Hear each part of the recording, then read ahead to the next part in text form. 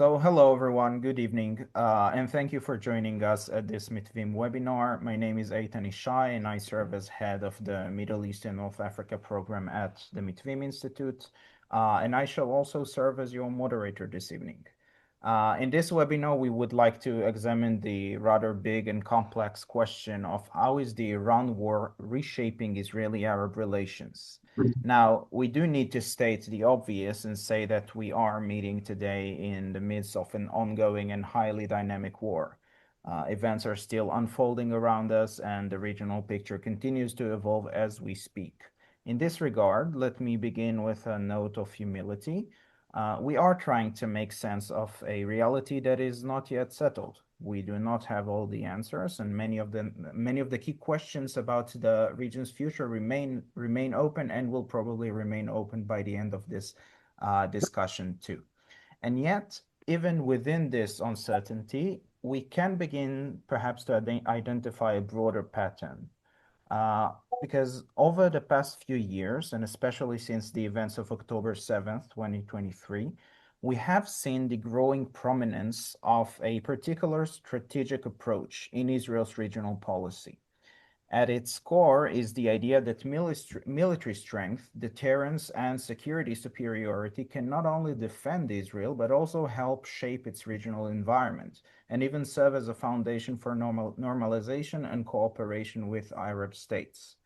This approach, which we at Mitvim refer to as normalization through strength, by the way, coined by Dr. Gilmore Ciano, who is also one of our distinguished speakers today.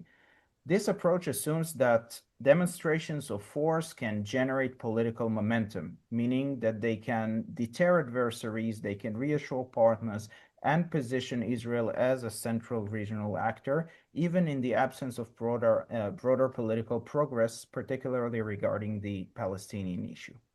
But one may argue that the current war with Iran and the wider regional escalation that preceded it now puts this assumption to the test. So, the key question we want to explore today is not so much what has happened militarily, but rather what it means strategically.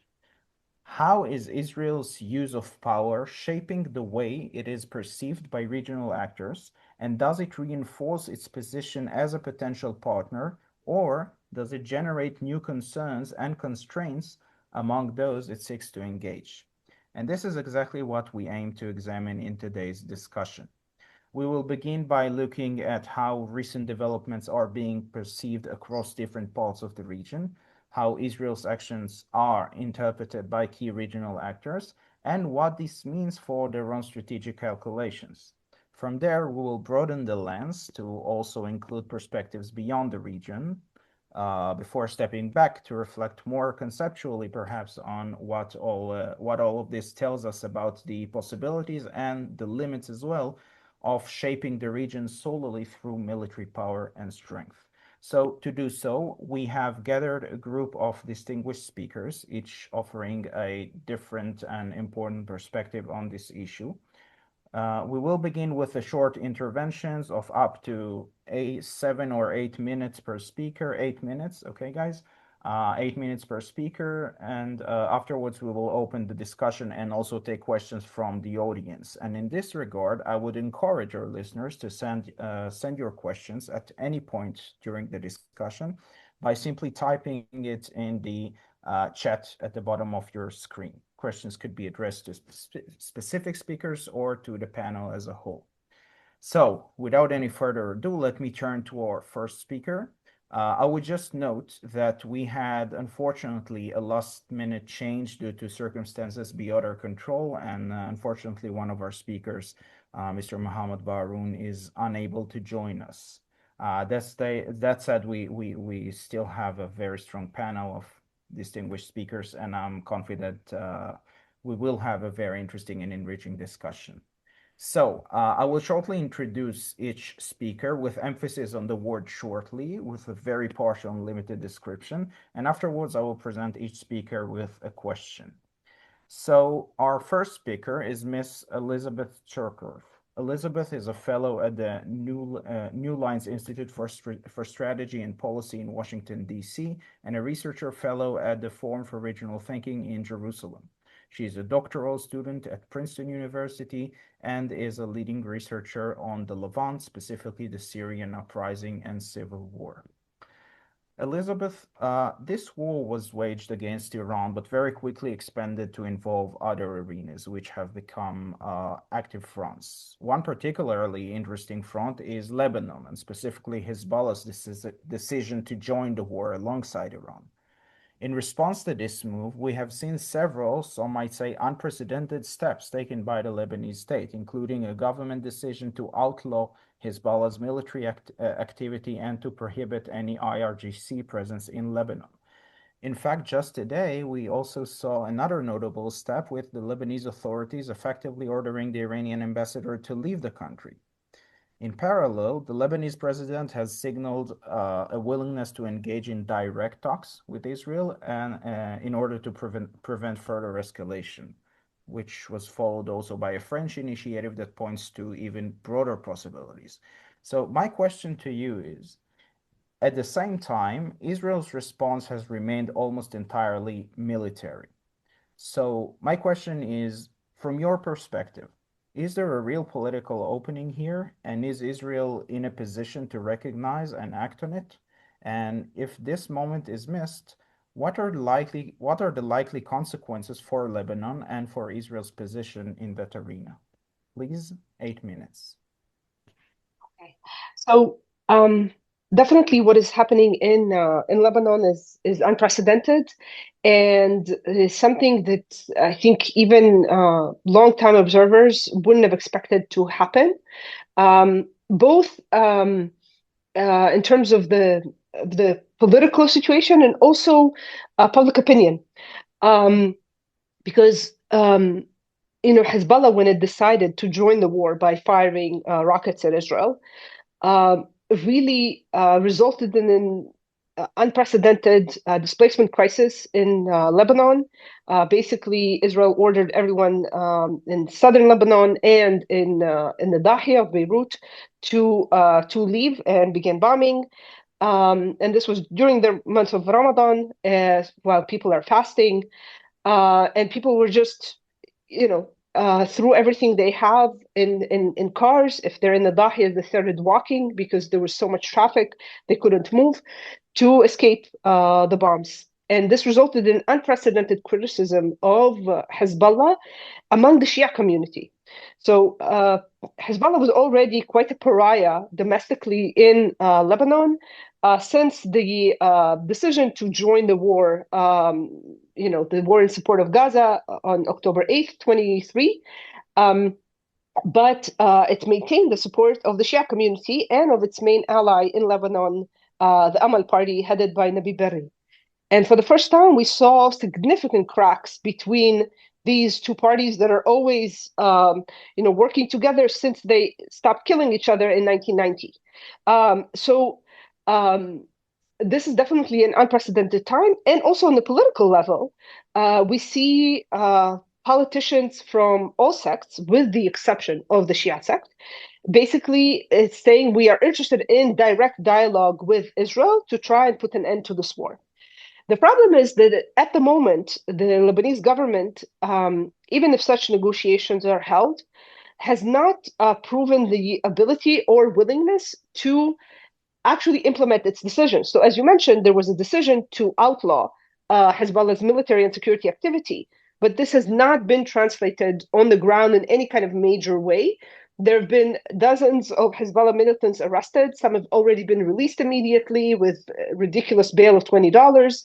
So I fear that right now, any negotiations would not produce anything and would actually increase rifts within Lebanon, because such talks with Israel are something that the Shia community does not accept. So we are in a very, basically the Lebanese government is in a very difficult position. It wants to try and stop the war, yet it does not want to use force against Hezbollah, fearing that the military will break up that basically Shia members, particularly of the military, will refuse orders. And also, there are likely political considerations here with the commander of the Lebanese armed forces, Rudolf Heikel, probably wants a career in the future to be the president of Lebanon. This is something that often happens, that the commander of the army then becomes the president, and he doesn't want to take any controversial steps.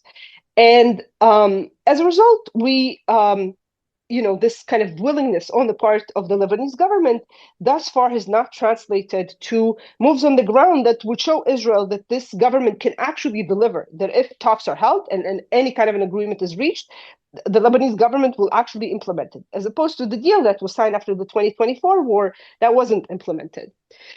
Still, this is something that is very significant, and I think Israel does need to take advantage of it.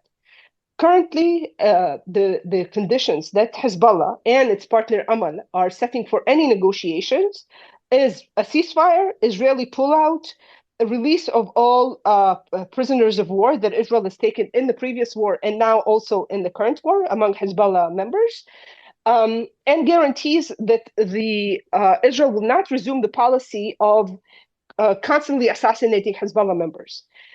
Which is the policy that it pursued after the end of the 2024 war. This is obviously something that Israel is not going to accept.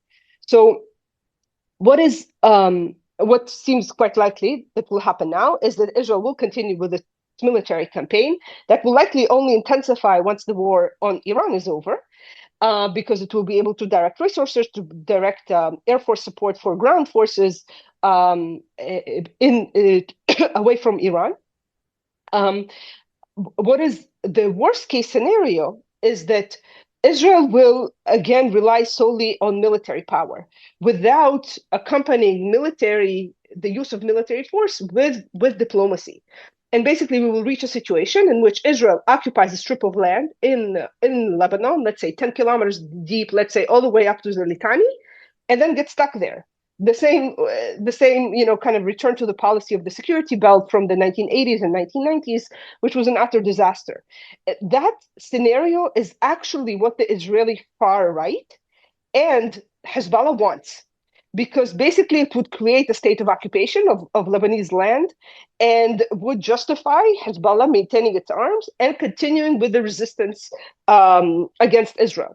So therefore, it is crucial that as Israel uses military force, it is accompanied by negotiations. There should be negotiations with the Lebanese government. It should be made clear what Israel expects from the Lebanese government, while at the same time working with the United States, with Gulf countries, to offer carrots, particularly to Nabi Berri, Hezbollah's political partner, for what will happen if Hezbollah is disarmed. You will get all this money coming in for reconstruction, which Gulf countries have conditioned on Hezbollah disarming. And also, and this is something that I propose, I think that Israel should seriously support any kind of a political deal inside Lebanon that will change the existing division of power. Currently, Hezbollah is underrepresented demographically, and the Shia parties in general are underrepresented inside the parliament and inside state institutions. The vote of a Shia Lebanese is not worth the vote of a Christian Lebanese. The vote of a Christian is worth much, much, much more. Basically, parliamentarians are able to get in on much less votes if they're in Christian areas. This is something that is unfair, simply. There should be one man, one vote. This way, Shia representation will increase inside the Lebanese parliament, and there will surely be parties that oppose Israel, but they will not be armed. And this would be a compensation for taking away Hezbollah's weapons. Now, this is not a magical solution, even if Amal is on the side of this idea and recognizes that this is the way to go. Still, Hezbollah may oppose this, but this would give immense leverage to Israel, because Amal is really the big brother of Hezbollah. Nabi Berri has used the speakership of the Lebanese parliament to block any kind of moves against Hezbollah inside the parliament. And also, Shia members inside the military, many of them are Amal members. And basically, if there is support for disarmament of Hezbollah in exchange for greater political power for the Shia and reconstruction money. This is something that could shift the needle internally in Lebanon. And of course, at the same time, Israel should be bolstering the power of the Lebanese state rather than weakening it, which is what Israel is doing right now. It is bombing bridges, it is bombing electricity infrastructure. Israel should absolutely stop doing that. Should instead try and empower the Lebanese government as much as possible, rally support for the Lebanese armed forces, get more donations to it from France, from Gulf countries.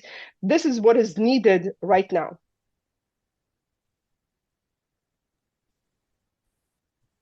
Thank you. Thank you, Elizabeth, and just on time. So thank you on that as well. Indeed, it seems as if the Lebanese front poses a lot of challenges, which are both external and internals. And I'm sure we will have to engage with Lebanon later on this in this discussion. So thank you, Elizabeth. We will come back to you later. We now move on to our next speaker, who will present another interesting arena, very relevant to Israel and its regional strategy, Jordan. Our speaker is Dr. Ophir Winter, who is a senior researcher at the INSS and a lecturer at the Department of Arabic and Islamic Studies at Tel Aviv University. He holds a PhD from the Department of Middle Eastern and African History at Tel Aviv University and was selected as an Alice and Paul Baker Senior Researcher at the INSS. Ophir, we know that Jordan is both a neighbor and a peace partner, but also one that is deeply sensitive to regional instability, and regional instability is indeed something we see a lot in recent years. My question to you is, how are recent Israeli actions across the region being perceived in Oman? Does Israel's use of power reinforce its role as a security partner or complicate the relationship? And do you think that we are seeing continuity in Jordan's approach, or perhaps signs of a shift in how it manages its relationship with Israel? Please, we'd love to hear you for the next 8 minutes.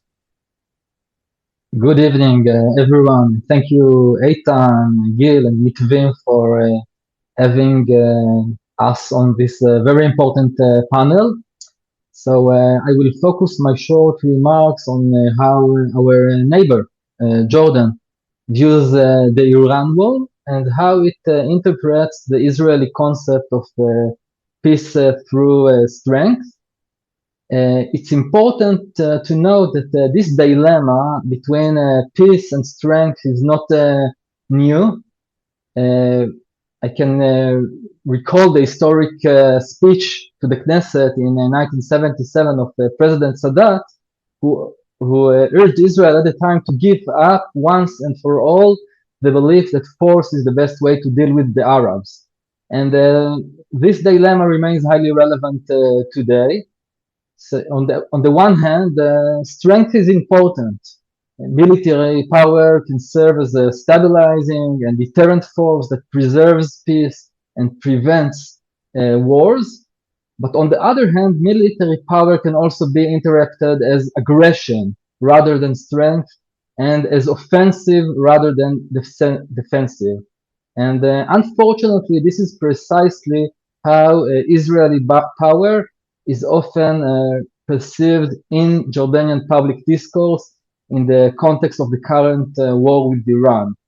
The problem is not Israeli power in itself, but rather its negative framing as a threat of regional superiority and hegemony that directly impacts Jordan's national security.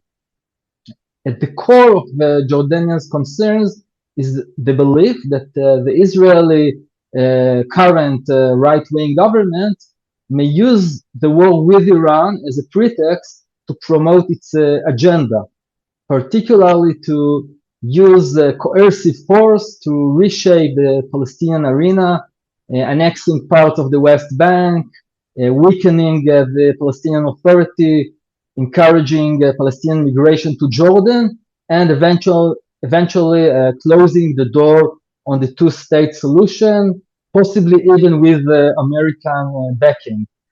So in Amman, these steps are often interpreted as part of a broader Israeli plot in which Jordan becomes the Palestinians' alternative homeland, al-Watan al-Badil in Arabic. For Jordan, where citizens of Palestinian origin already make up a large percentage of the population, this is a direct threat to its demographic balance, national identity, stability, and even to its very existence. And the recent discourse among voices affiliated with the Jordanian official line reflects this concern. For example, an article by the Jordanian Politics and Society Institute argued a few days ago that Israel's objectives go beyond weakening Iran and aim to reshape the regional order to ensure Israeli dominance. Marwan Muasher, Jordan's first ambassador to Israel and later its foreign minister, warned that Israel may seek to shift its next battlefield to the West Bank with the aim to annexing territory without its Palestinian population. And he said that the future question will be not who governs Iran after the war, but who dominates the entire region. And Rana Sabar, who is a former editor of the Jordan Times newspaper, suggested that after Netanyahu finishes with Iran and Lebanon, he may turn toward Jordan's strategic backyard, which is the West Bank, promoting silent annexation and forced displacement. And according to Sabar, in that case, the Palestinian problem will move from Israel to the kingdom. So even as Israel and Jordan, as we know, maintain security coordination during the war, intercepting Iranian attacks and defending the shared borders between the countries, it is not uncommon to encounter in Jordan hostile narratives that portray Israel even as an enemy and depicting the current Israeli government as arrogant, intoxicated by power, and unrestrained. And there is a growing fear that Israel may eventually harm Jordan, alongside concerns over alleged intentions to alter the status quo in Jerusalem and assert control over Al-Aqsa Mosque. So against this backdrop, Jordan has adopted during the war a policy it calls positive neutrality, defending its sovereignty, maintaining quiet security coordination with Israel, and calling for de-escalation. Yet it opposes both the Iranian and the Israeli regional projects, as they label them, and tends to prefer a non-decisive outcome to the war, while weakening Iran is seen as a desirable goal. A scenario of Israeli victory is not viewed as leading to a better future, but rather as replacing one threat with another that could be no less dangerous for Jordan. I don't think that Israelis are sufficiently aware of this Jordanian sentiment. Jordan is even preparing itself for the possibility of such a threat scenario, with several possible responses under consideration, including extending diplomatic and legal support for the Palestinians to advancing their cause in the international arena, building a regional counterweight to Israel with key regional Arab and Muslim partners to influence Washington, and even considering downgrading its security coordination with Israel if red lines are crossed. And despite all this, the war has, I think, yet reaffirmed the value of peace with Jordan as a mutually beneficial security framework for both sides. So the question, I think, now is how to preserve the peace and further consolidate it. In my view, the core issue is not the Israeli power per se, but its perception in Jordanian eyes. The challenge for Israel is not only to achieve military success in the war, but to ensure that its outcomes are seen as serving Jordan's interests rather than threatening them, and as contributing to the regional stability rather than undermining it. And this requires direct political dialogue between leaderships, which is currently almost absent, as well as much greater Israeli sensitivity to Jordanian concerns in the Palestinian arena. More broadly, as I mentioned, Sadat suggested nearly 5 decades ago, Israel cannot rely on military power alone in dealing with its neighbors. It must also invest in soft power through economic partnerships with Jordan, supported possibly by the US and the Gulf states, and through regional cooperation in areas like energy, water, trade, industry, tourism. So to conclude, strength is essential for peace, but it cannot stand by itself or serve only one side at the expense of the other. And durable and strong peace relations between Israel and Jordan require shared strategic vision, mutual trust, interdependence, and supportive bilateral, regional, and international mechanism. I think this should be our goal. Thank you, Ophir. Thank you for this very interesting points you raised. And of course, we will get back to you later in this regard. I hope you can hear me well now. I try to speak louder. And in this, before we move on to our next speaker, I will remind to our viewers or listeners and viewers, please feel free to ask your questions in the chat box below. Feel free to do it at any point of the discussion. It will help us to collect those questions and present them to the speakers afterwards. So thank you, Ophir, and we will now briefly step outside of the region before returning to it to consider another key actor, one that is not only highly relevant, but also directly involved in the fighting. I am, of course, referring to the United States. And with that, I would like to turn to our next speaker, Dr. Shira Efron, who is Rand's Distinguished Chair for Israel Policy, a leading expert in Israel and Middle Eastern affairs. Efron brings 2 decades of experience in policy analysis and research, having previously led Rand's Israel program from 2016 to 2022. Most recently, Efron served as Director of Research and the Diane and Guilford Glazer Foundation Senior Fellow at the Israel Policy Forum. She has also advised Israel's Ministry of Defense and its National Security Council and co-chaired the subgroup on regional cooperation for Israel's President's Climate Forum. She also held roles at the Center for American Progress, the Middle East Institute, and the Institute for National Security Studies in Tel Aviv, and was a consultant for the United Nations country team in Jerusalem, where she focused on Gaza. My question to you, Shira, is we are witnessing an unprecedented level of military coordination between Israel and the United States. But beyond this show of force, how is Washington actually viewing the broader strategy? Does the US see military escalation as advancing regional stability? Or is there growing concern about the lack of political endgame? And in this regard, also, what does Washington's preferred day after scenario look like, and how aligned is it with Israel's current approach? Please, 8 minutes. Hi, Eitan. Thank you for having me with all my friends. I'm a huge fan of all of yours, but especially feel privileged to be here with Elizabeth Surkov, who became famous in unfortunate circumstances, but I was original when she was still working on Gaza. A huge fan, really appreciate her expertise.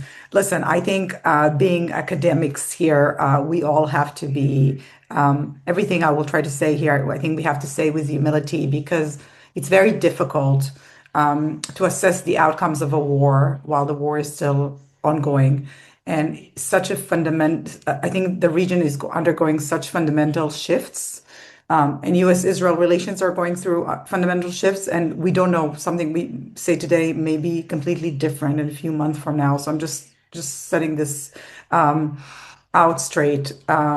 When we speak also about Washington today, it's very difficult because we have a president who has a unique style with a small group of advisors without the sort of traditional heavy American machine, right, apparatus of experts around. And then we have the sort of the think tank community that I come from and what people are talking, and they're asking the same questions. what is the end goal?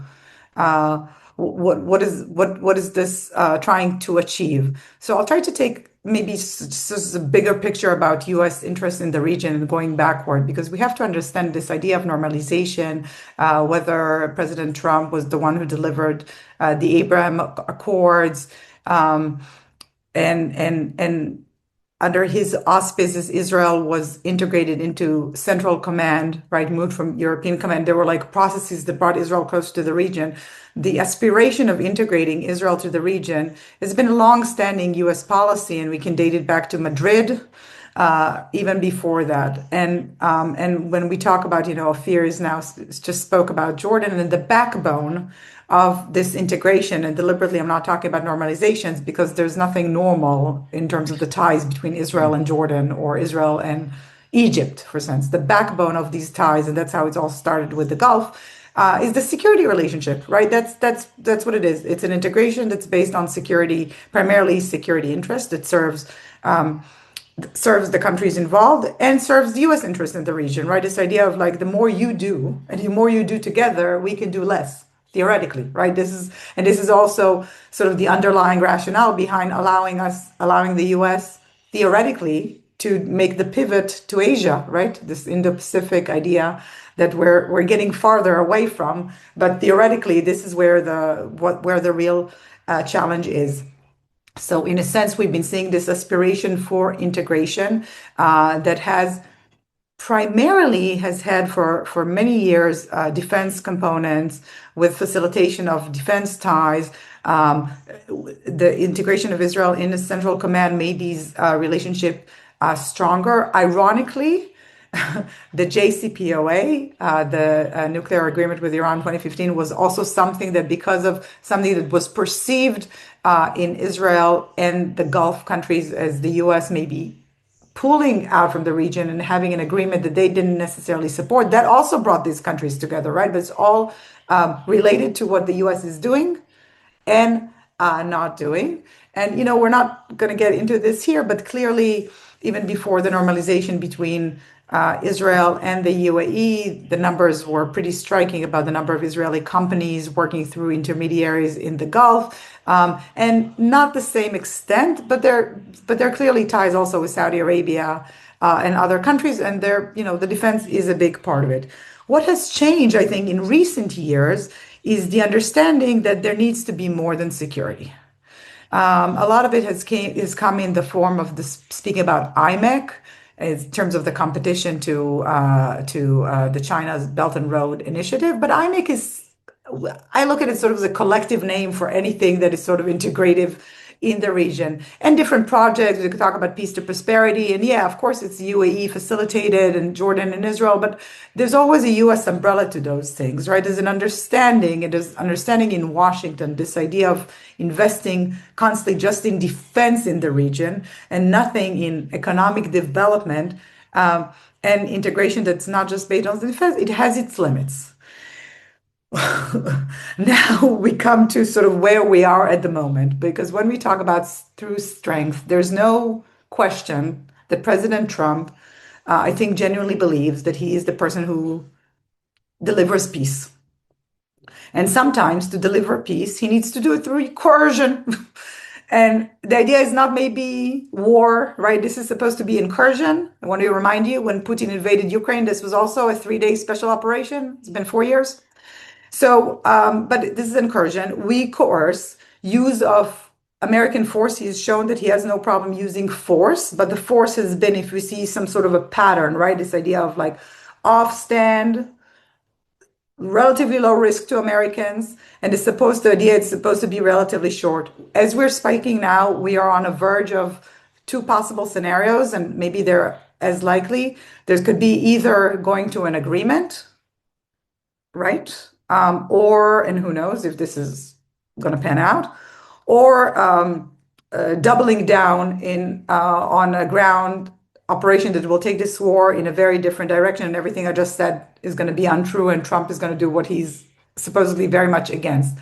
I question that. I really think he would prefer to avoid that step, but we don't know. But I think there is a difference between how the Trump administration and the American public see strength and how Israel, because whether we see strength naturally because we're in the neighborhood, right, as sort of like, and Elizabeth referred to this, Phil spoke to this, sort of like our considerations, preemptively taking out capabilities of neighbors, adversaries, buffer zones that turn to be just like this tool, legitimate tool, infringing of sovereignty of other countries. This is not what Trump is talking about. Trump is talking about coercion through sort of strength, showing who's the boss, and cutting to a deal. This is what they want, and I think that's what he still wants in Iran. I just don't know if the Iranians are going to play ball, and we'll have to see about that. But there is a difference in that regard how it's done. Now, beyond, and we have just like a couple of minutes on this, beyond, I think we're talking about Trump, and I think there's a lot of discussion here in Israel about the US support of this war, and there's a lot in the Israeli TV at least. There's a lot of talk of overwhelming Republican support for the war, but not all Americans are Republicans. And when we look at different polling, the Democrats, of course, are opposed to this war.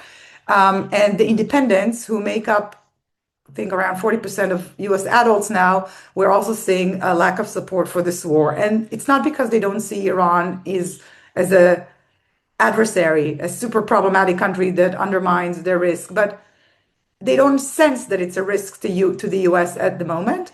And there was a case of lack of Hezbollah, right? It was never, they were never told. They felt like they slept walking into this operation, turning into a regional war that affects themselves.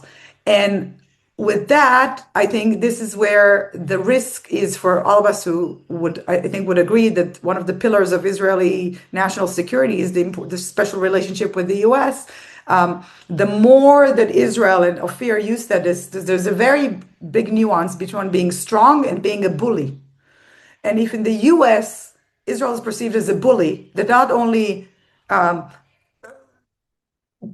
in addition to other good things, but also sows chaos in the region, but also drags the US into chaos. And I don't agree with this characterization, but it is a characterization that is out there. This is going to affect Israel US relations in the long term. And I think this is something we have to be mindful of. And just the final thought, because Elizabeth spoke about Lebanon, and Eitan, you mentioned the risks, and yeah, there are risks in Lebanon, but it's also an opportunity that we don't have in any other front. And I think everything that Elizabeth recommended to the Israeli government, I agree 100%. I subscribe. I don't see the current Israeli government voluntarily doing any of that. And that's where I think where you need the US. Because if the US says, let's do it, it's a front worth investing in, some things will happen. And this is where it's like a plea to the Americans, because we've seen that in Gaza, they were able to move the needle. And in Syria, remarkable changes in the region. If they spend a little bit of energy on the Lebanese file with empowered envoys with phone calls. Joseph Aoun has not, as far as I know, received a phone call from the Trump administration. This will give the government, the Lebanese government, the political backing, but also the Israeli government, the backing to do what Elizabeth recommended. Thank you, Shira. And indeed, some very interesting and very important notions you've made generally and specifically right now on Lebanon. And we will come back to Lebanon as I've already seen there. We have a few questions assembled in this regard. Thank you, Shira. Thank you so much. We now move on to our next speaker, who is Professor Eli Podeh. Professor Podeh is a professor in the Department of Islamic and Middle Eastern Studies at the Hebrew University of Jerusalem, a board member of the Mitvim Institute, and a member of the Regional Security Coalition. He is the leading authority on inter-Arab relations and the Arab-Israeli conflict, including on Israel's relations with the region, and the author of 16 books, or is it 17 now, Eli? And over 100 scholarly articles. Professor Podeh, I would like to pose actually two questions to you. The first one concerning the Gulf states, and the second one is perhaps stepping back for, let's say, a broader view. So first, before this war, there was this widespread perception in Israel that the Gulf states see Iran as a common enemy and would welcome or even benefit from Israel taking the lead in confronting it, whether militarily or in any other way. From your perspective today, as the Gulf is directly affected by this war, how is Israel's use of power actually being perceived across the Gulf? Does it enhance Israel's position as a partner, or does it create new concerns for the Gulf states? This is the first one. My second question is, it seems as if there are voices in Israel. If we take, for example, just from 2 days ago, the former national security advisor, Tzachi Hanegbi, who wrote in an article in Ynet, wrote arguing that military success against Iran could actually accelerate normalization with Arab states. From a historical and regional perspective, how do you think convincing is this argument?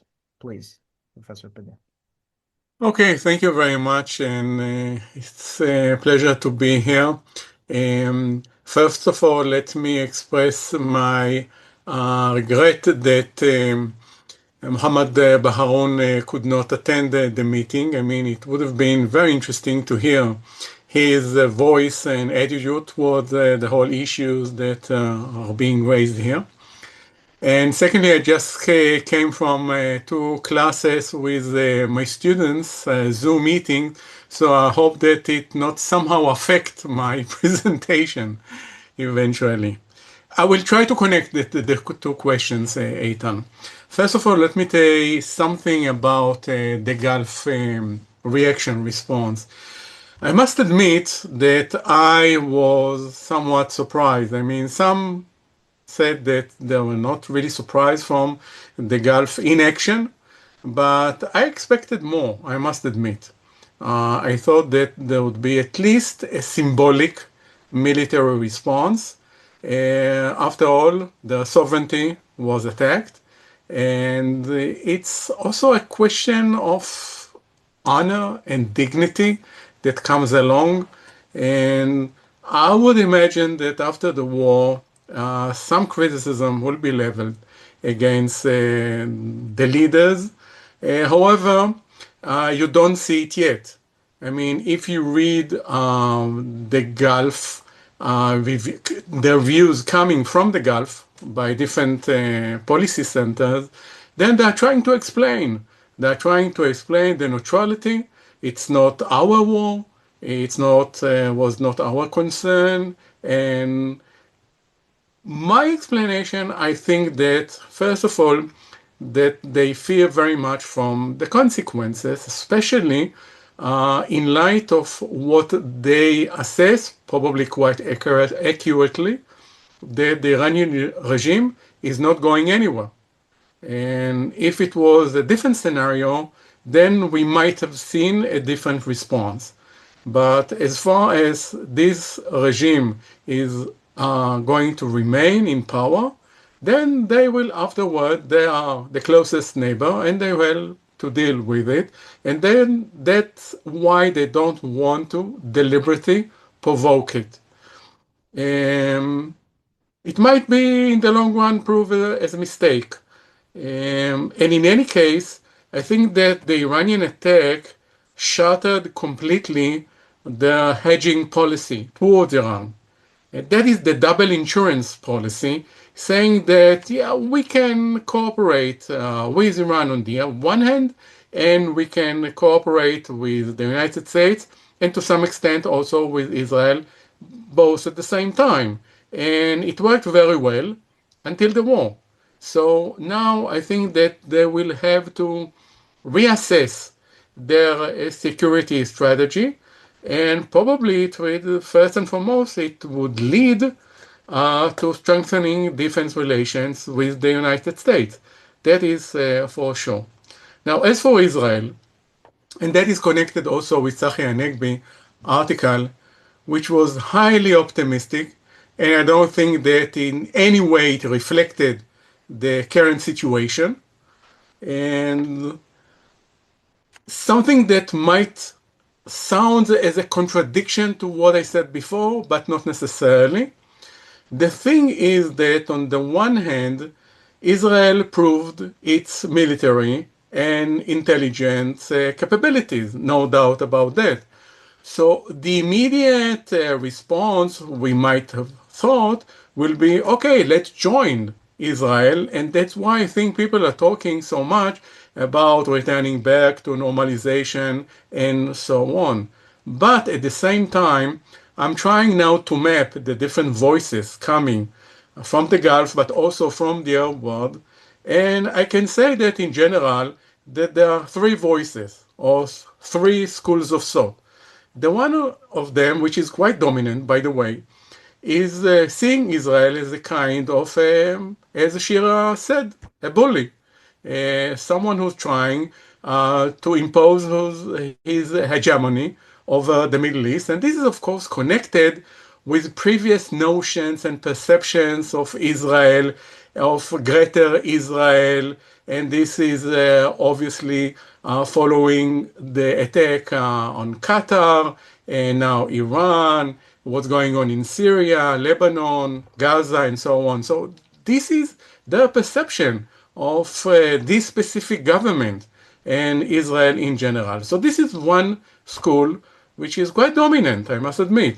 And the second one is more or less close, saying that, well, both Iran and Israel are our enemies. So trying to compare between the two, because both of them are agents of chaos in the Middle East. And the third one, which for the time being at least, it is a minority position, which says, yeah, as I said earlier, Israel proved itself during the war, and after the war, we, meaning the Arab world, we are going to strengthen our relation with it, and we will try to expand the Abraham Accords. By the way, this voice is coming particularly from the United Arab Emirates. And it's not a surprise because the UAE is the closest state in the Gulf to Israel. And in many ways, it continued all the connections and the relations during the war, including the flights and whatever went behind the scenes, I don't know. But the UAE, no doubt, is different. And Anwar Gerges, the advisor of the president, he's the one who is leading this voice, which obviously from an Israeli point of view is a very important one, and we would want to see more of it around us. But unfortunately, at least for the time being, I see that the other two voices are more dominant. And this is something that I think that we, Israel, the decision makers, we have to take into account because, okay, once the war will end, then not necessarily we jump on the bandwagon of normalization. On the contrary, we'll go back to Hamas and to Gaza and to the Palestinian issue in general, because this would be a way for them in a way to dwarf, to belittle the Israelis who became so strong and a kind of a hegemon in their own opinion. So this is something that we have to think about it and to see how we react to these voices in the Arab world. Thank you, Eli. Thank you. And we now wish to conclude this round of comments with our last speaker, Dr. Gil Murciano, who is the CEO of Mitvim, also served as an expert, an expert on Israeli foreign and security policy at the German Institute for International and Security Affairs, which advises the German and European foreign policy community. Gil is a member of the faculty of the Hertie School of Governments in Berlin, where he serves as a lecturer on the international politics of the Middle East. My question to you, Gil, is having heard the different regional and international perspectives, how would you assess this approach today? What does it get right? Where does it fall short? And if we say, okay, normalization for strength has its limits, and if we do not wish to take this road, then what alternative frameworks should guide Israel's regional strategy moving forward? Well, good evening to everyone. Good afternoon, I guess. First of all, it seems like I drew the short straw because I get to speak last in this very impressive line of distinguished speakers. And as you asked me, I also have to speak about solutions and not just analysis of the situation. So I'll try to be brief regarding that. I think, first of all, when we speak about peace through strength, and I think Shira made a very important distinction here. The peace through strength, first of all, is an item that I didn't coin it. Of course, President Reagan back in the 80s, and of course, Trump adopted it, and Netanyahu after him. But there's a huge difference between the Israeli version and the original version.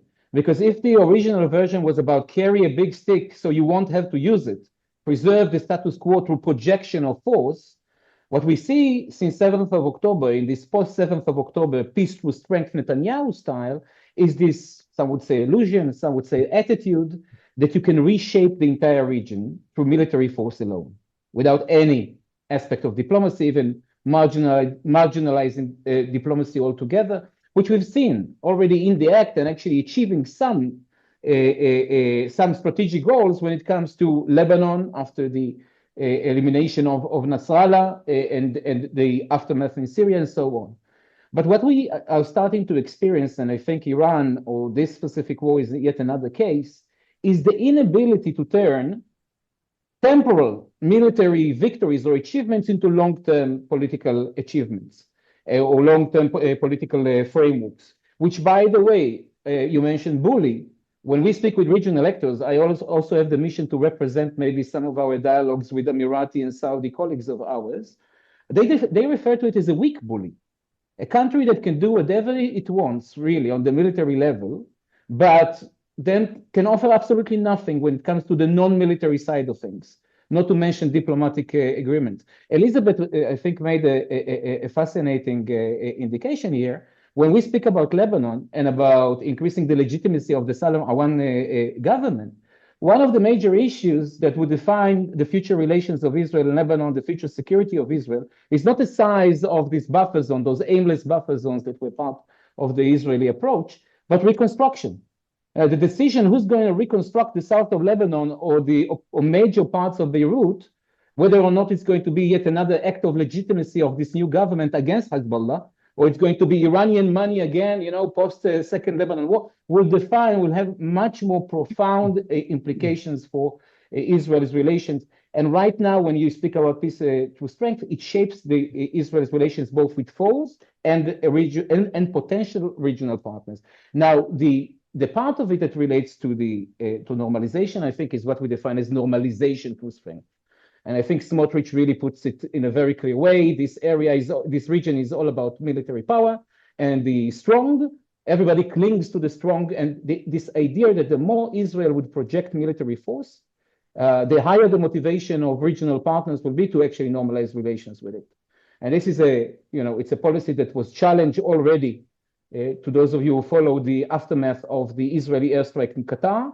And slowly we see, and I think Ophir also related to it, how this military force is starting to serve, from a specific point, starting to serve as actually a disadvantage when it comes to regional relations, some kind of a confusion between deterrence and increasing incentive for partnership with these specific countries.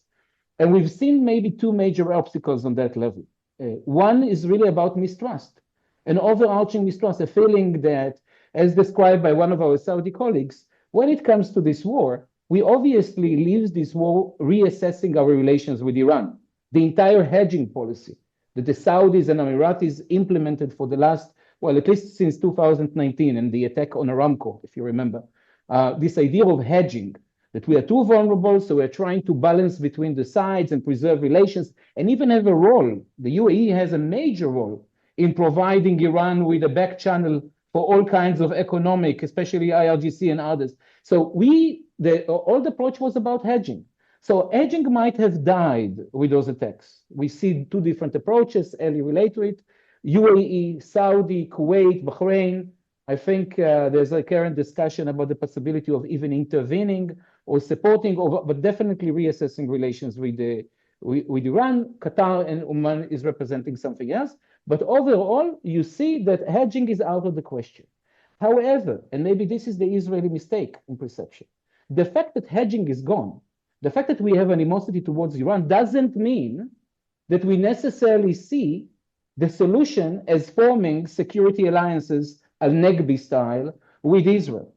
Because the second part of learning the lessons of this war, when we speak with our regional actors, is about who started it. And the fact that Israel initiated against the basic interests and endangering the basic resilience of these countries, those that have diplomatic relations and those who do not have a diplomatic relation. And more than just a blame game, this connects with this narrative of Israel as an irresponsible, unpredictable, unrestrained, basically, force, which actions actually endanger their specific goals. So this is when we think about moving forward, this issue of mistrust, these issues of hegemony, of this perception that Israel is trying to build this hegemony are so crucial. Now, what can we do about it? I think the first thing is about changing priorities. We have an assumption, especially in the international community, that when it comes to Israel's regional policy, this government is committed and sees the Abraham Accords and its further development as a major priority. But if you follow the voices that are heard from Jerusalem and other places in the last somewhat year, I would say, you see that there's a deprioritization in many cases of this entire idea of regional relations because suddenly there's a price, quote unquote, because the Saudis are presenting a demand on the Palestinian issue and so on. So suddenly, if you follow Netanyahu's speech from a few weeks ago, the discussion is about the strategic periphery, about the Hellenic alliance, about India, there's a very subtle change, I would say, or shift in discourses and reprioritization of the regional issue. So the first and foremost, the most important thing is to bring it back to a top priority.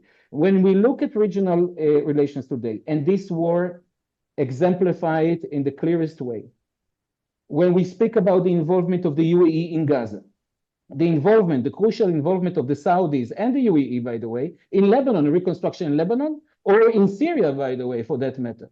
When we speak about now the ability to create a joint front of demands to our American colleagues regarding the future of, or the agreement that is built right now with Iran, you suddenly understand that the new role of the region vis-a-vis Israel, they're involved in each and every core security issue in regards to Israel. And therefore, strengthening regional ties are not just a commercial bonanza or a diplomatic achievement, it's a matter of national security for Israel. And once you understand that, then the prioritization change altogether. What can you do? I feel that many of those recommendations, with this I will end, are probably for I don't know if the next government or whatever, that's going to be a government of change or different perception regarding regional affairs. One of the major issues we mentioned, and I agree with Eli here, that Israel is becoming more and more a security asset for many of these countries, but in the same time also a major strategic liability because of all the reasons we mentioned right now. To be able to take the model of the Negev summits and to upgrade it into a real format of strategic dialogues, not necessarily to coordinate, but at least share views about those deep processes that are reshaping the region, is maybe a good start when it comes to that. And also a tool to start calculating or at least addressing those interests of those regional partners as one combined unit. So again, maybe that might be a bridge too far or political science fiction right now, but I think that might be the way forward. Thank you, Gil. Thank you, and thank you all our speakers for this very interesting, very enriching round of comments by all of you. We now open the stage for an open discussion. When we have already collected several questions, I will once again encourage our listeners to pose your questions by typing them in the text box below. We will start with a round of questions already collected, and some of the questions I might address someone specific, but please, friends or speakers, please feel free to jump in and give your perspective, your answer, your opinion in this regard as well. So, Elizabeth, we have several questions regarding Lebanon. The first one is, given the unprecedented negative public perception of Hezbollah in Lebanon, how can Israel and the international community empower the Lebanese government without making it appear as a puppet of foreign interests? And another question in this regard, How do you assess the kick out of the Iranian ambassador today from Beirut? Is this a show arranged together with the Iranians or a serious step? So please, Elizabeth, would love to hear your thoughts on this. And again, friends, feel free to jump in and share your opinion as well. Sure. So I'll answer the second question because it's much easier to answer that. I don't think that it's any kind of a staged act. The Iranians have already announced that they're not going to comply with the decision, which is very interesting because essentially, since the ambassador is not a Lebanese national, he will essentially become an illegal migrant worker, which is, the Lebanese government deports such people all the time. So it will be interesting to see what actually happens. And it will be another test for the Lebanese government to see if it is able to, implement its own decision.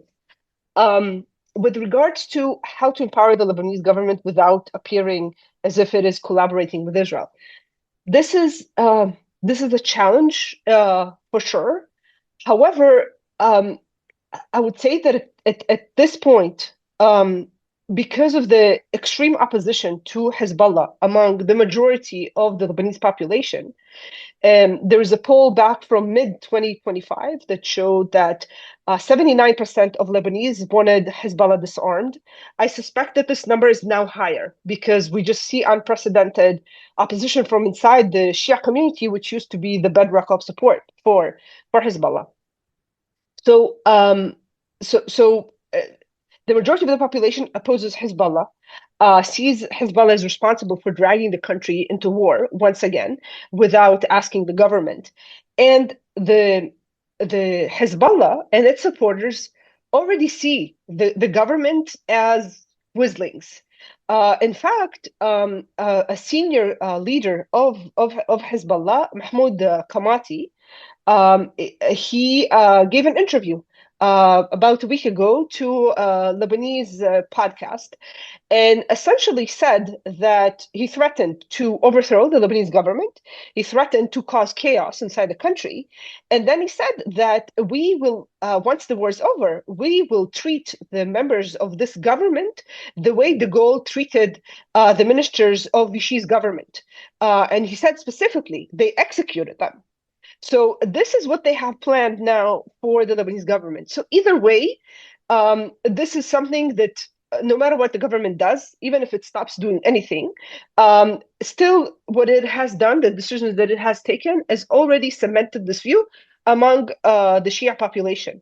So therefore, I think this is something that I would have considered it to be a serious concern maybe before 2023, before Hezbollah intervened in the war on the side of Hamas. But now I'd say this is less of a concern. Now what needs to be really done is to empower the Lebanese government. And this is very tricky because Hezbollah is not the sole problem in Lebanon. There is also widespread corruption. The entire political class is in on it. And therefore, when you try to support the Lebanese government, you need to make sure that also this actually bolsters government capabilities and doesn't get lost. Like a lot of donation money that has gone to Lebanon and disappeared into the pockets of officials. But it is something that is possible to do. Several governments in the past, including the Qatari government, by the way, have supported the Lebanese armed forces. I think that this is a correct decision to do. Currently, the salaries of Lebanese armed forces soldiers are significantly less than that of Hezbollah fighters. And I think there needs to be engagement, just the way Shira said. Shira is correct. I mean, this is, at least according to reporting, there hasn't been any conversation between Joseph Aoun and any senior, any U.S. official. There needs to be engagement and very clear demands made that are realistic. It is not realistic, for example, for the Lebanese army right now to enter, Hezbollah facilities underground, start clashing, with Hezbollah. It is realistic to expect them, for example, to shut down branches of Al-Qard al-Hassan, the bank used by Hezbollah. It is realistic to demand, for example, that they remove from the Lebanese armed forces individuals who are known to be providing information to Hezbollah. It is reasonable to ask all sorts of things that do not entail, widespread use of force, which would be very tricky.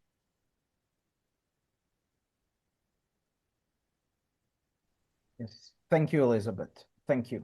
And indeed, Lebanon proves once again that it is probably the most complicated place on Earth, perhaps in the Middle East, especially.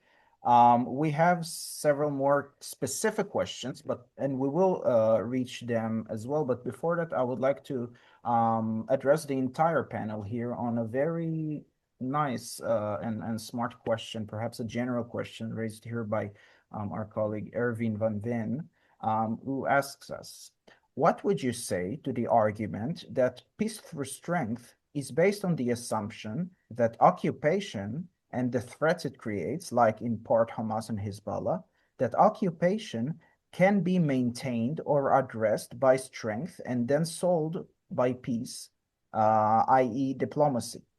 If that makes sense, it seems an internally inconsistent notion that Israel's neighbors probably perceive as such, turning the whole idea, in effect, into a vicious cycle of violence. Who wish to address here this I can this start question? maybe trying. No, I mean, there's no question that there's also a link that you see between Israel's policy towards the Palestinians, whether it is about annexation or whether it is about continued occupation and peace through strength. I mean, Gaza is a great example because you see this entire idea of absolute victory, this illusion that the way to destroy Hamas is through literally killing the last terrorist of Hamas, and the political alternative is nowhere to be found. It's not just a conceptual mistake, it's also ideologically very comfortable for a specific government. Because there's no question that there are links between the strength element here and a broader political agenda, if that's what Erwin meant, and I think that's maybe what Erwin meant. But I think that a lot of the discussion about peace through strength is about the right balance between using military power that in many cases is a last resort. I think Lebanon in some cases represented case, but also balancing between that and between diplomatic or other strategic means. In the case of Iran, this is actually a question that is very relevant, whether or not the Iranian threat, there's no question, it was amplified by Netanyahu for the last 2 decades and so on. And yet, there's a great sentence that was said, I think, by Oscar Wilde: the fact that you are paranoid doesn't mean that nobody's chasing you. I mean, there's an actual tacit threat here. The question is whether or not which toolbox or what kind of tools you can actually use in order to deal with it. So to conclude, I mean, this specific government, the choice of peace to strength is not just a conceptual narrow-mindedness. There is obviously something that relates to the ideological sense. When you cannot offer anything on the political level, whether it is about, of course, the Palestinian issue, but also, by the way, Syria and Lebanon. The idea of withdrawing from Lebanese or Syrian territory right now for the base of this government is not a very valid idea from electoral reasons. So those things tend to combine. And yet, I wouldn't say that when discussing the existential nature of the Iranian threat, we are only talking about some kind of a fabricated narrative. That's my attempt to provide a $25,000 answer to this, I don't know, at least $1 million question. Indeed, yes. Anyone else regarding this question? If not, then Shira, we know you should leave in a moment, so maybe I'll just take advantage of the last seconds you're here with us to pose this following question to you. To what extent does Israel's growing reliance on the United States, both militarily and diplomatically, affect its freedom of action? I mean, we've seen this in operational constraints during the war with Iran at the moment, as well as in broader decision-making, including in Gaza. What do you think are the implications of this dynamic for Israel's sovereignty, and how might it shape the way regional actors perceive Israel and engage with it? Oh, thank you. I apologize just because I have other work meetings with the US. So I will have to step back. I think it's a really complicated question because Israel's freedom of action is restricted by the United States, right? And I think a lot of this conversation comes to sort of the military dependency and the aid that Israel receives. And I'm not sure it's a money issue. This idea of a partnership, and we're seeing it in this war. I think this is a very illustrative, right? This war where you have equal partners in the operation itself. I haven't counted how many sorties the Israeli Air Force did versus the US Air Force, and how the levels of munitions drawn by each one, but I wouldn't be surprised if those are equal and if Israel's performing the lion's share of strikes. But it's very clear that from a decision point, it's not a partnership. There's a boss and there's I'll call it a junior partner. Now, I will say, and there's a regional perspective to this. Often, and I think we've seen this with Netanyahu throughout the almost 2 decades that he's been prime minister, Israel wants the US to tell it to stop it from doing something, right? There's sort of like invited from Israel a call for the US to not annex territories, mostly in the Palestinian arena, but not to annex territory or not to expand something ground operation. So I think there's tension in this. But there is concern in Israel about the loss of freedom of operation, which I will say is constrained as is. We have the Iran example, which is one. There's another one where I think Israel is concerning is Gaza, where we haven't spoken about it recently. But the fact that there's this civil military coordination center in Kiryat Gat, where you have American generals that basically are assigned with monitoring the ceasefire.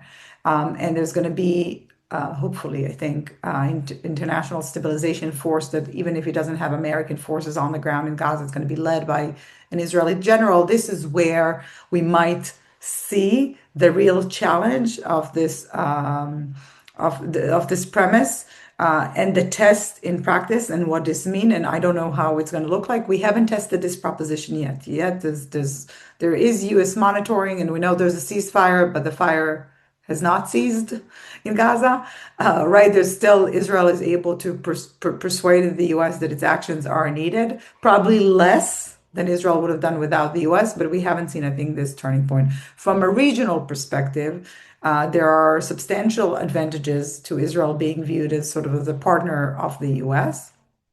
From a U.S. perspective, I would say I think it's important that the U.S.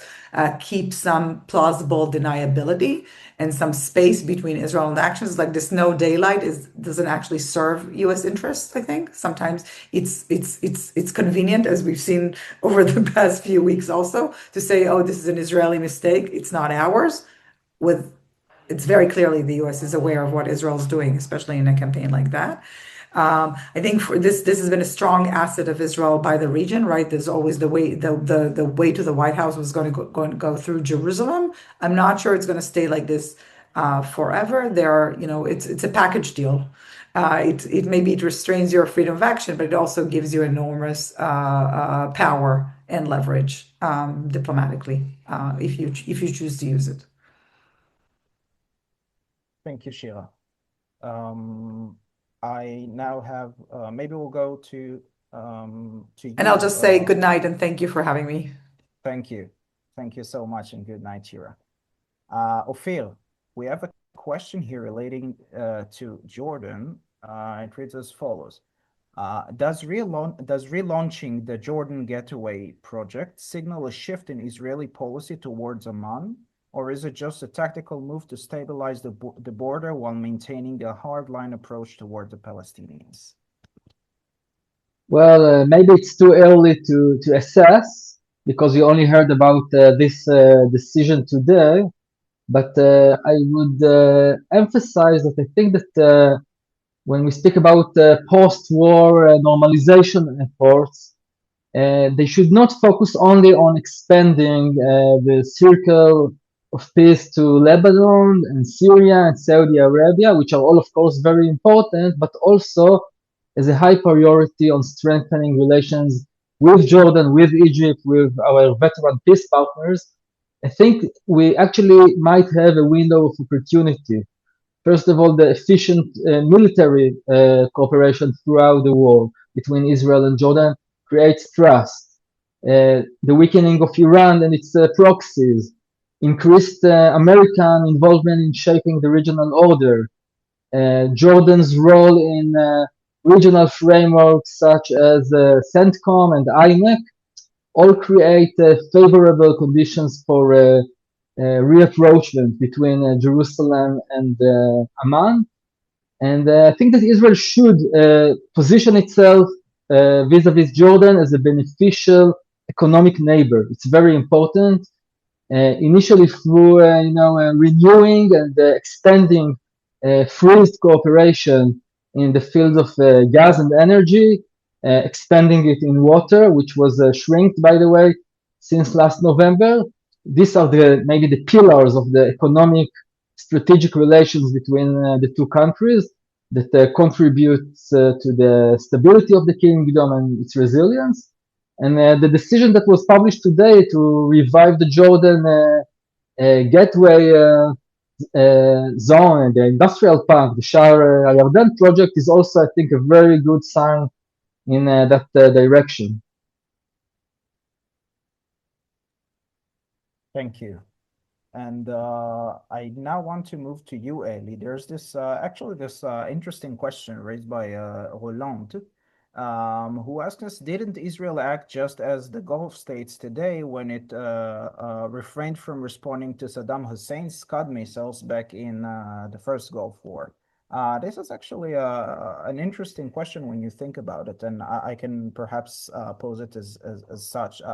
Do you think there's a useful, being the historian here, do you think there's a useful historical parallel between the Gulf states' current cautious approach towards Iran and Israel's decisions during the 1991 Gulf War towards Iraq?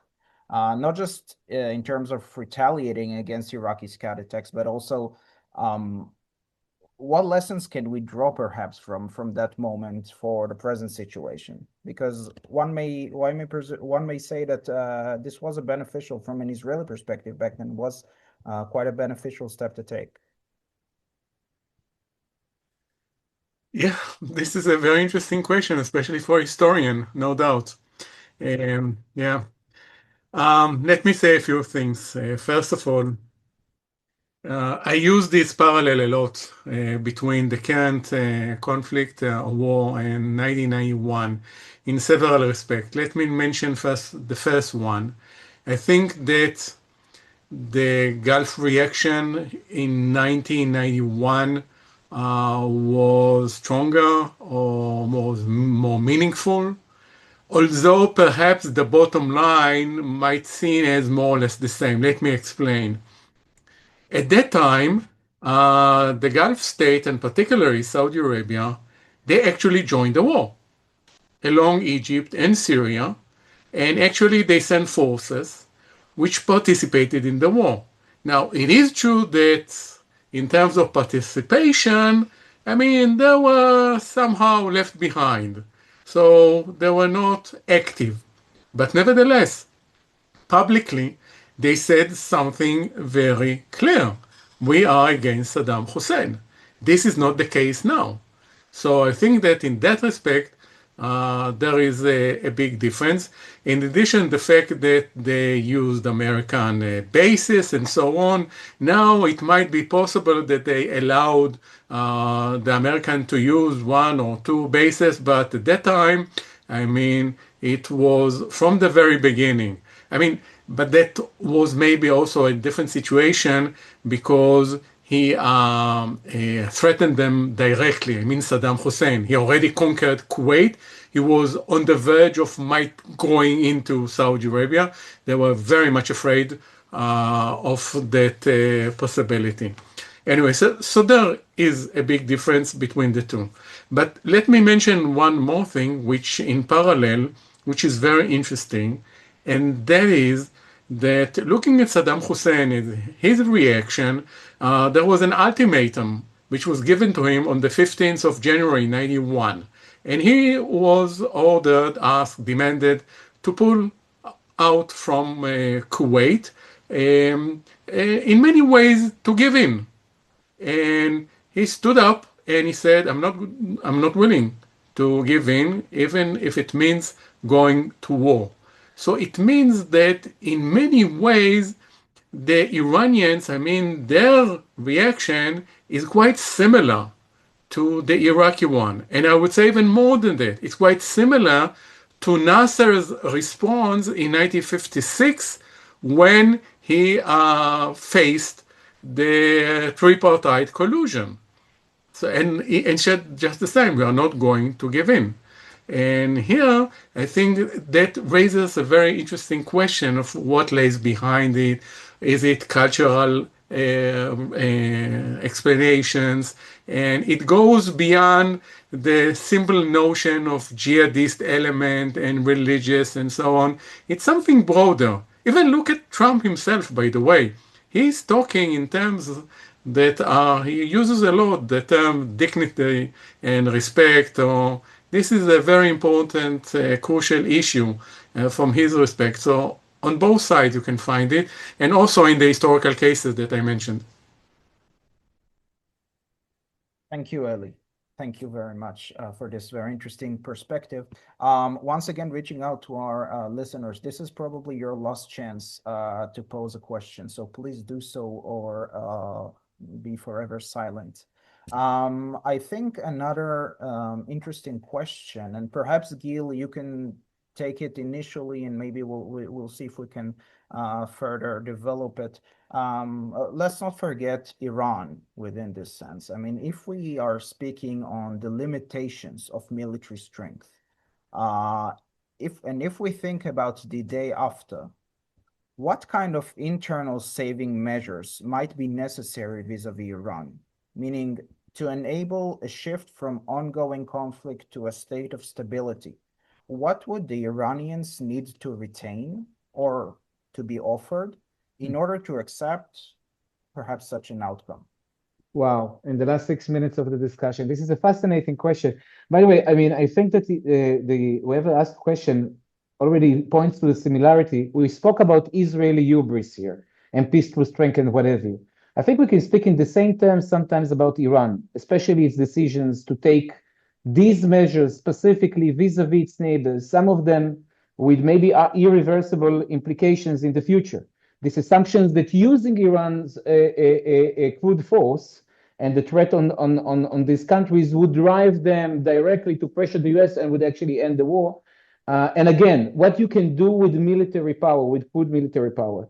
But when you speak about the way out, I think that there's two important things. First of all, when defining the goals, there's a huge difference between defining the goals as undermining the regime and toppling the regime. If you remember, the early phases of this war was about undermining, which means that you take out enough. I'm not one of those people who support changing motivations by removing heads, but creating enough havoc within the decision-making structure in Iran to push them to accept certain conditions on nuclear, on the surface-to-surface missiles, and whatever. Slowly, we moved into toppling. So right now, what we have is a zero-sum game vis-a-vis the Iranian regime, and it's a question of survival. There's almost nothing there that you can actually discuss. The second issue is about presenting, and I think maybe Eli related to it somewhat, presenting face-saving frameworks to allow Iran to climb down the ladder. Once you remove this entire discussion about zero-sum game, once you basically forfeited this entire idea of changing the regime overnight, okay, as a war goal, enabling them to climb down the ladder on those crucial issues and engage in negotiations, whether it is in Oman, Pakistan, or other locations. So slowly shifting, breaking this framework and moving to that. But one of the major obstacles, and with this I will finish my answer, one of the major carrots that the last negotiation in Oman was presented and was effective vis-a-vis the Iranian decision makers was the incorporation of Iran into a regional framework. Iraq was mentioned there, the potential of developing the very backward Iranian energy installations, whatever. Now, the concept of incorporating Iran into a regional framework is somewhat less likely. Okay, so we lost some of the, let's say, long-term carrots on that level. So honor and humiliation and resisting the temptation to humiliate Iran out of this game. I know I'm saying that And I'm a bit nauseous while saying that, but that's probably the right direction. And finding this overlap on that level could be a part of the solution. Really, if I need to again, in a nutshell of a nutshell. Yes, indeed. Thank you. And I think we have room for one last question, and indeed a very important question raised by our good colleague Muriel, who asks, you call this webinar a regional earthquake. From what I have heard so far, you do not assume that Israel-Arab relations are undergoing a massive change, but rather that earlier trends are being reinforced. Is that correct? Eli, might you be the best one to initiate this answer? Yeah. Well, no, I disagree. I think that it's a major change. And we are talking about might be an earthquake. By the way, this is very interesting because we talked earlier about 1991. I do remember that the term in Arabic that was used, zalzala, it is earthquake. That is the meaning of the word, and that was in 1991. And I do believe that this is, and we haven't seen the end of it. I think that one of the interesting thing that we witness is what we call the unintended consequences of what we are seeing. I mean, it started on the 7th of October with a kind of a bilateral conflict between Israel and Hamas and turned into a regional one with so many fronts and with dire consequences. I would mention some of those unintended. Look what happened in Syria. It didn't begin then. Obviously, it began long time before, but the regime collapsed as a result. I mean, following some of those events and what happened to the Hezbollah. Look what's going on in Lebanon. So this is also very significant, and we haven't seen the end of it. And I do believe also that the bottom line will be also connected to the Israeli-Palestinian issue. That will be the last point or the last issue in this whole ball game. And then we must see a change in that regard, because otherwise we are going to go backwards many years. That is from an Israeli point of view. Israel has to realize that although we focus mainly on the Iranian issue, at the end we will come back to the crux of the problem, which is the Palestinian issue. If I may add just shortly about this zilzal, Iranian zilzal altogether. Look, I mean, I'm not really, the point about how it's going to affect the Israeli-Palestinian conflict as an Archimedes point here is very interesting. But I think already level, before speaking about the long-term implications, when it gets to hedging, I don't think we are going back to that. Okay, and that's been the main paradigm of the Gulf regarding Iran. It's also a lot about what is going to happen in the Hormuz Straits, in this specific region, which mechanism would actually rule. And I would even offer something more provocative to Muriel here. Can we really look, based on what we've seen in the last couple of weeks, at the GCC or this Gulf unit as a unified, monolithic unit from a political point of view? Because right now you see Oman, you see Qatar, on the one hand, you see the Saudis, you see, by the way, the Saudis and Emiratis. Earlier, you reflected on that in one of your op-eds, maybe coming closer and removing some disagreements. But I mean, this realignment suddenly makes me wonder if the way we look at those as those regional frameworks might be a little bit outdated. You know, if we use this war as a litmus test on that level. But again, this is just an idea that we are going to have to test in the coming months. Thank you. Ophir, Elizabeth, any words of conclusion before we finish? Maybe just to continue on what Gil and Ellie said, and the question of Nuriel, I think it's too early to know if the earthquake will bring political changes and a new reality. For example, maybe the campaign will significantly weaken Iran and its proxies, and then it may create opportunity for a new regional order, cooperation, security, economy. restabilizing the region. So it could be an earthquake. At the same time, we may assess, we will see, maybe the removal of the Iranian threat could also remove one of the key drivers for a rapprochement between Israel and some Arab countries. And I think the change is also the challenge which is ahead of all of us. I mean, translating the military achievements into regional political initiatives and efforts to promote, the day after the strategy to regional cooperation, security arrangement, protecting again the trade routes. So I think this is a challenge that we will all face in the coming months and years. And I think with regards to normalization, just say briefly that Gulf countries are that have not normalized relations with Israel are getting a lot of the benefits of normalization, meaning security cooperation and intelligence sharing, even without this. Yet going forward with normalization has a domestic price because of the Palestinian issue. And therefore, under the current government, which is strongly opposed to any kind of movement towards ending the occupation, it seems quite unlikely to me that we are going to see any kind of a major breakthrough. Thank you. Thank you, Elizabeth.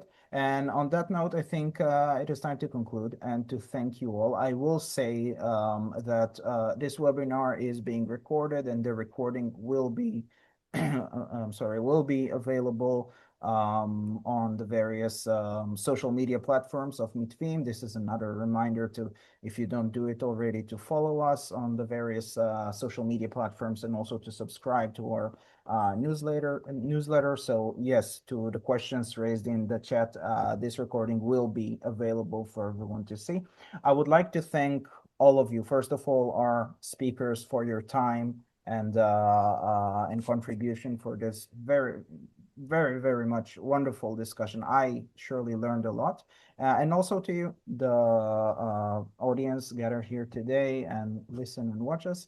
I wish you all to stay safe wherever you are in these tense times.